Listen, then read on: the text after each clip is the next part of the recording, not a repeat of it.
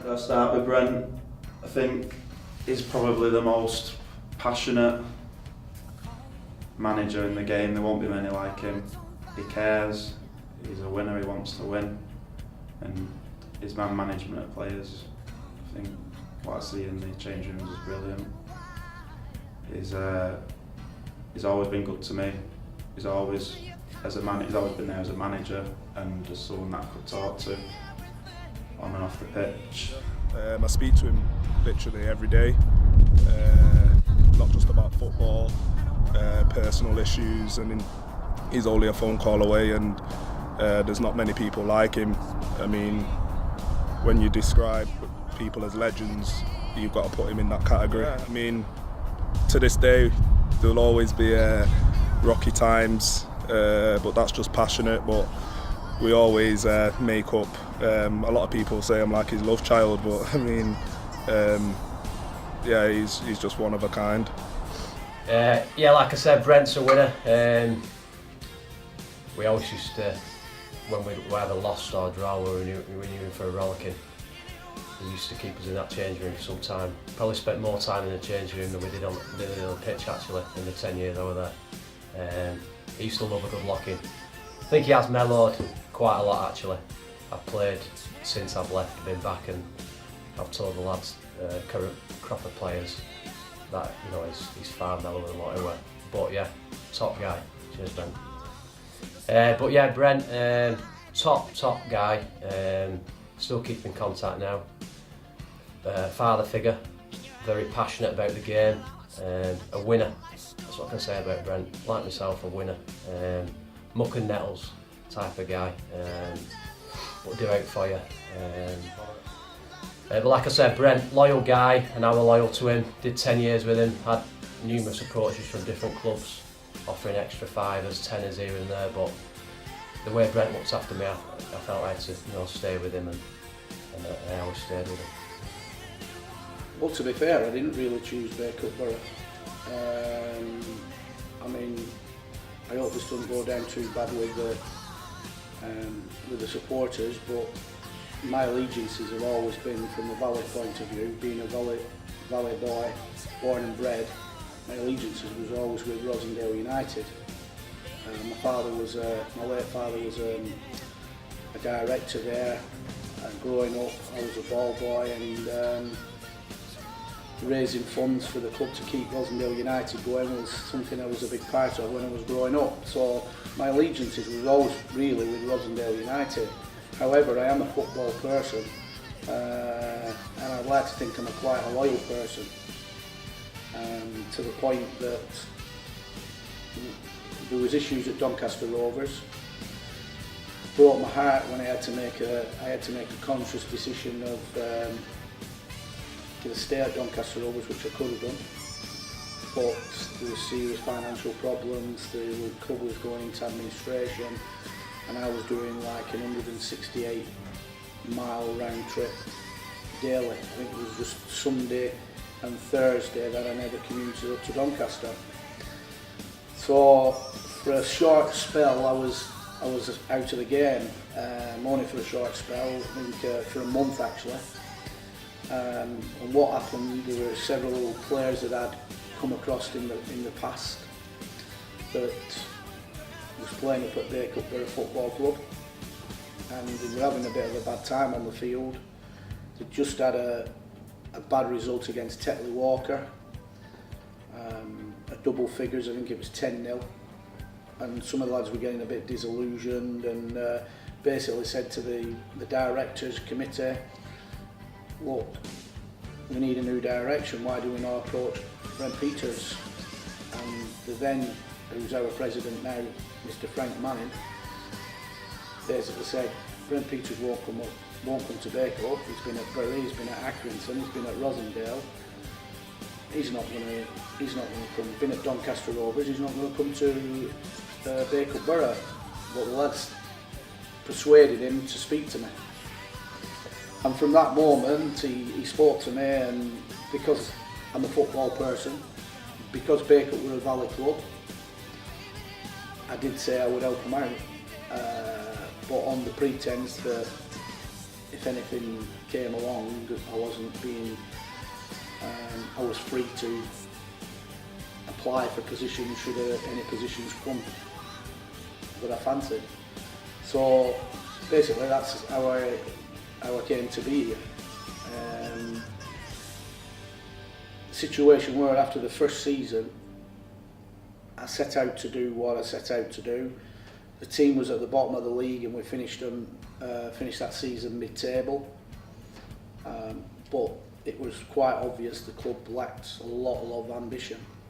It had no direction, the facilities were abysmal, the playing surface was like playing on the hillside, floodlights were dated, they were like car headlamps.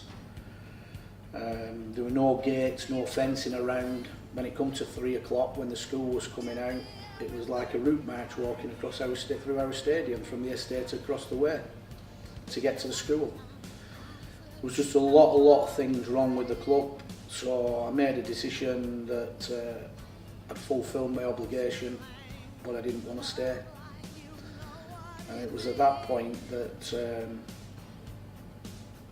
again, Mr. Frank Manning basically said it looks like it's the end of Bacup Borough. Why with that, I asked.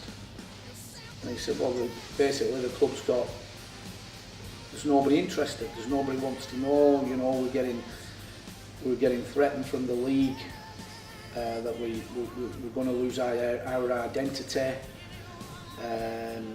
you know, so nobody's interested, so it looks like it's the end of Bacup Borough. He said we've got a lot of debt. We've got to pay our way into the FA Cup and FA Vars and all the competitions now for next season, and we've no money to do that. But again, I'm the kind of guy that, you know, I'm football orientated and I couldn't see that happening, and luckily I just sold my furniture removal and storage business. So it was at that point that I said, listen, whatever happens, there will be a football club at Bacup Borough, because I'm going to pay some of those. I'll enter you into the cups, I'll pay the cup competitions, and I'll ensure there is a Bacup Borough going forward. But I'm sorry, Frank, it'll have to go forward without Brent Peters. So, but basically that was it, and 20 years on I'm still here.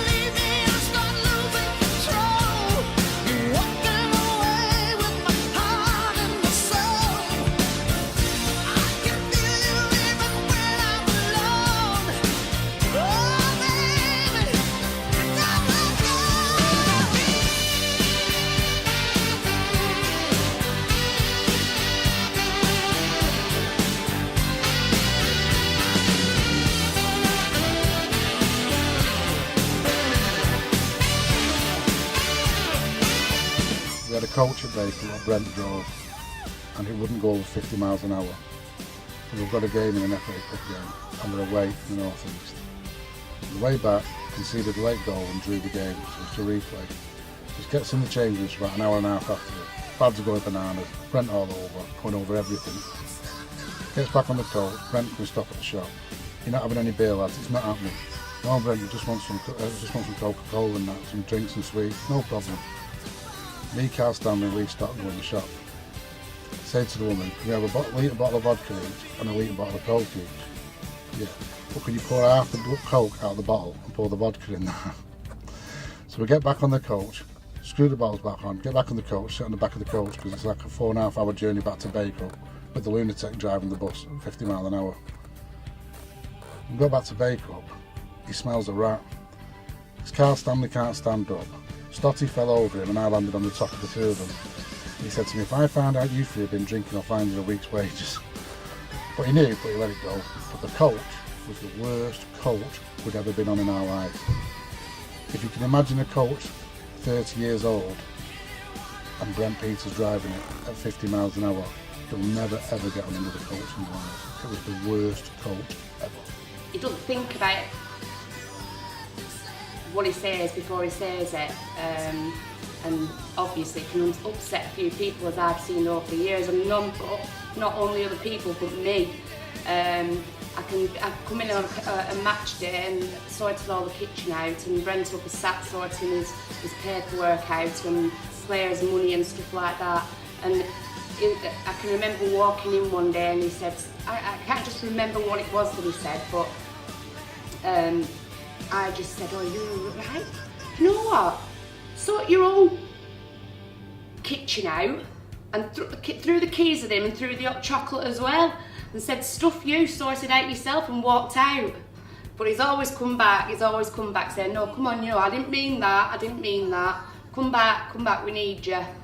And he always came back. He gets us up for the games, he gets the best out of the players because of the way he is, but over the course of the last few years I think he has calmed down a little bit. His man management is still the way it was, but he's got a little bit more patience, I think, now, where he doesn't go in on people. Where when I first used to be here, he used to give it me. I used to get it every week. He used to hear my name from the sideline when I used to play left back or left wing back, screaming and shouting for me to get back. But that's calmed down a little bit over the years. But like I said, he's still the same person. He's still passionate. He still wants to win. And I think anybody that speaks about Brent, see it all the time. There's people. I think Brent knows everybody in the game. There's people that I've bumped into, older men near me, and I live in Tameside. They ask who I play for, and they say, "Oh, Brent Peters. Is he still manager there?" And everyone seems to know him, and nobody's got a bad word to say about him because he does everything for the club. Everything that happens at Bacup Borough, it's because of Brent, and the club won't be here if it weren't for him. He's a great boss, but he's also been a brilliant friend to me and my daughters. He helped me like my own father did. So I appreciate him, and I'll always appreciate him for that.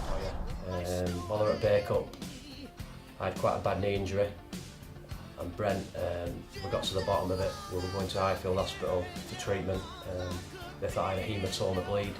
We weren't happy with that. Brent took me to actually the Manchester United doctor, Dr. Stone, and we got to the bottom of it. We broke my femur, but Brent sorted all that out. Like I say, looks after his players. He has an amazing pen that he's had for 20 years, because the pen doesn't lie. So if you ever make a mistake in football, Brent will tell you. If you say it's not your fault, he goes, no, on his pen and say, this pen doesn't lie. Apart from that, I think he's a smashing fella. I wish him all the success in the future. I wish he could get a good cup run and get some money for the club, because he deserves it. He does everything in the club. And I wish him all the success in the future. He's a top guy. So basically I was determined, I'm a fighter, I'm a winner, and basically that's what I did. But 2010 was a success, because I secured a 75 years, and that has helped us to go forward.